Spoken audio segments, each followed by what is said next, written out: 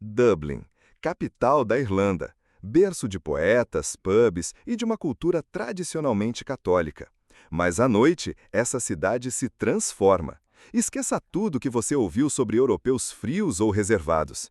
Em Dublin, a noite tem sede, ritmo e um apetite que poucos imaginam. Neste vídeo, você vai mergulhar na parte mais instintiva, crua e pulsante da vida irlandesa, o lado promíscuo escondido entre uma Guinness e outra. Enquanto muitos ainda enxergam Dublin como uma cidade charmosa e histórica, quem realmente se aventura pelas suas ruas noturnas entende. Há um submundo social funcionando em tempo integral. E diferente de outros lugares, aqui não há muito espaço para rodeios. Os olhares são diretos, os convites rápidos, os limites flexíveis. Dublin respira desejo, e quanto mais escura a noite, mais quente fica o ar. Você acha que os irlandeses são conservadores? Espere até ver o que rola em Dublin depois do pôr do sol. Pessoas saem de casa com uma missão clara: beber, socializar e, na maioria das vezes, terminar a noite com alguém. Não há pudor, não há vergonha. Aqui, o flerte não é acidental, é cultural. É como se a cidade colocasse uma máscara sensual depois das 8 da noite e dançasse até o amanhecer. Hoje, você não vai ver a Dublin dos cartões postais. Vai ver a cidade real, no seu estado mais primitivo e sedutor. Vamos entrar em bares cheios, atravessar as ruas de Temple Bar, observar comportamentos, interações e entender por que tanta gente diz que a Irlanda é um dos países mais promíscuos da Europa. Essa é a noite irlandesa, nua e crua. Pronto para descobrir o que acontece por trás de cada pinte de cerveja? Temple Bar é o coração da noite em Dublin e também sua vitrine mais vibrante e enganadora. É ali que turistas e locais se misturam em um ritual coletivo de álcool, música e impulsividade. As ruas são tomadas por vozes altas, passos descoordenados e risos exagerados. É impossível andar sem esbarrar em alguém e, mais impossível ainda, não ser puxado para dentro do clima. Tudo grita: esqueça as regras. Mas o que parece só farra turística é muito mais. Dentro dos bares, a coisa muda de temperatura. Pessoas se encaram como se fossem velhos conhecidos. Os flertes acontecem sem esforço, quase como parte do ar. É comum ver desconhecidos se beijando intensamente, enquanto a banda toca um folk irlandês acelerado no fundo. Aqui, ninguém pergunta muito. É mais sobre sentir do que sobre saber. E se você estiver sóbrio, vai se sentir deslocado. A embriaguez não é só bebida, é comportamento. O que muita gente não entende é que Temple Bar não é só um ponto turístico, é um campo de caça moderno. Para muitos, vir aqui é como entrar num parque de diversões onde tudo é permitido. Mulheres bem vestidas, homens confiantes, todos jogando o mesmo jogo: atenção, desejo e ego. A cada esquina, um convite velado. A cada pinte de Guinness, uma nova história prestes a começar. E, muitas vezes, terminar no mesmo lugar. Temple Bar é o início do mergulho, o lugar onde as máscaras caem rápido e os filtros desaparecem. É a porta de entrada para entender o que move a noite de Dublin, o desejo reprimido durante o dia que explode com força nas primeiras horas da madrugada. É aqui que o turista se impressiona, mas o local se diverte. Porque para quem vive em Dublin, isso tudo é só o começo, e o que vem depois é ainda mais intenso. Depois do caos vibrante de Temple Bar, há uma transição quase cinematográfica. Em poucos quarteirões, a cidade muda de tom. As luzes ainda piscam, mas mais fracas. O som dos músicos de rua é substituído por conversas sussurradas. Aqui, nos bares menores e menos turísticos, a promiscuidade não desaparece, ela se refina. São espaços escuros, apertados, onde o jogo do desejo continua, mas com regras mais sutis. Olhares falam mais do que palavras. Esses bares escondidos são refúgios sensuais. Você entra e tudo parece mais íntimo. A iluminação baixa, o cheiro de álcool misturado com perfume, as mesas pequenas que obrigam a aproximação. Casais se formam ali mesmo, no intervalo de uma cerveja e um cigarro. Os beijos acontecem com naturalidade, como se o ambiente autorizasse. Ninguém julga, ninguém finge. A noite irlandesa é direta e, nesses lugares, a intensidade é quase silenciosa. Não são bares para dançar, São bares para conversar com intenções. Muitos vêm aqui para fugir do exagero turístico, mas não para escapar da promiscuidade, pelo contrário. Aqui, tudo é mais frio na superfície, mas mais quente na essência. O toque é mais sutil, mas mais eficaz. E o que começa com uma troca de frases sobre música ou literatura termina muitas vezes com duas pessoas desaparecendo na mesma direção. A verdade é que esses bares escondidos mostram uma Dublin mais madura e autêntica. Enquanto o Temple Bar é a vitrine, esses lugares são o backstage da noite, onde o jogo realmente acontece. É aqui que o turista curioso se perde e o local se encontra.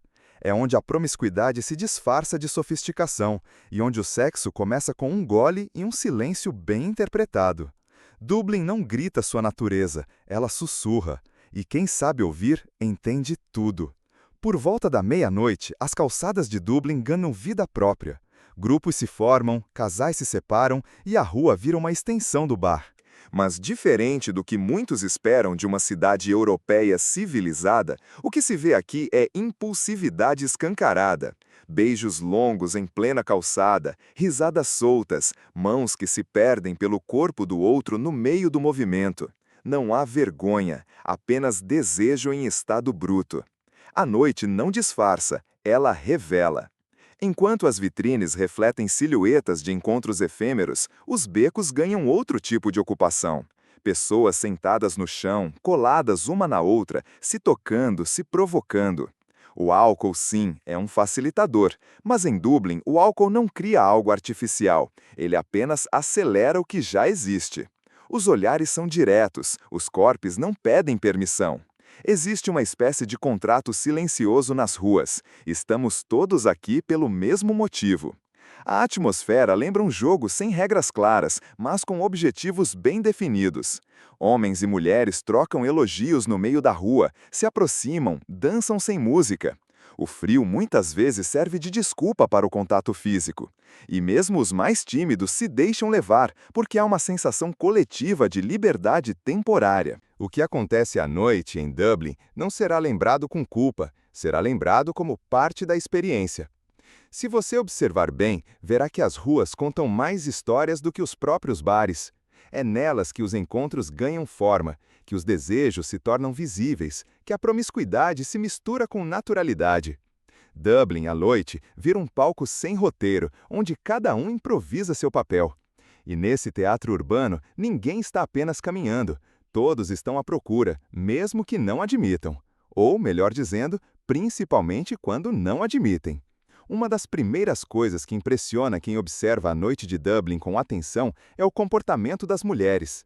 Elas não estão esperando serem convidadas. Elas chegam, escolhem, decidem. Vestidas com ousadia e postura firme, elas caminham pelas ruas e pelos bares com uma confiança que impõe respeito e, ao mesmo tempo, desejo. Não há passividade. Elas lideram o jogo com uma clareza que assusta os inseguros e excita os atentos. Na Irlanda, especialmente em Dublin, o feminino não é tímido. É provocador. As mulheres falam alto, bebem tanto quanto os homens, ou mais, e são as primeiras a sugerir algo direto. Não há tabu em convidar alguém para sair, ou até para algo mais explícito. Isso não é libertinagem, é autonomia pura. Aqui, o poder de escolha está bem distribuído. E se alguém ainda acha que a mulher europeia é fria, Dublin trata de destruir esse estereótipo rapidinho.